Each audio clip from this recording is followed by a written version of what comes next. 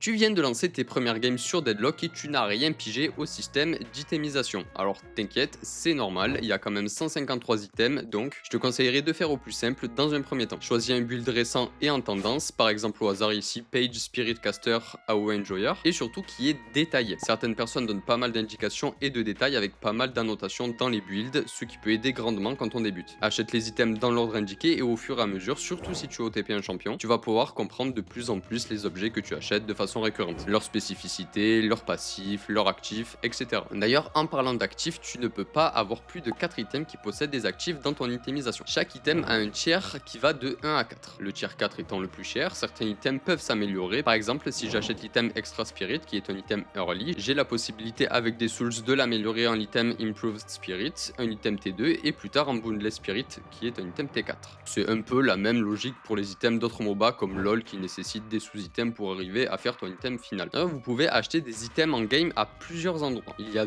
deux shops neutres qui sont là toute la game où tout le monde peut acheter des items, le shop de ta lane qui disparaît quand ta T1 tombe et le shop de ta base. Alors évidemment, certains builds sont meilleurs et plus efficaces que d'autres sur les champions que vous jouez. Mais ça, vous l'apprendrez sur le tas et surtout en testant plusieurs builds car chaque build a son orientation de gameplay et change aussi selon la méta. De toute façon, plus tard, vous allez apprendre à acheter le bon item au bon moment selon la game et la compo d'en face. A rajouter que dans Deadlock, il y a une mécanique qui s'appelle les investissements. Pour faire simple, ce sont les âmes que tu dépenses dans l'une des trois catégories d'items, à savoir vitalité, spirit et weapon. Et ce qui est cool à savoir, c'est que dans ces investissements, il y a des paliers qui, une fois atteints, te donnent des stats additionnelles. Par exemple, une fois 4800 âmes dépensées dans la catégorie vitalité, tu recevras 525 HP en plus de tes stats actuelles. Pour finir, dans Deadlock, actuellement, tu as 9 slots d'items en début de game et 3 slots lock. Donc 12 en tout, et pour les unlock, vous allez devoir détruire les walkers sur les lanes ennemies. Un walker égale un slot unlock, et ça peut arriver d'être bloqué dans son build car aucun walker n'a été détruit. Voilà, c'était bien évidemment que la surface de l'itemisation sur Deadlock parce que c'est bien plus complet et complexe.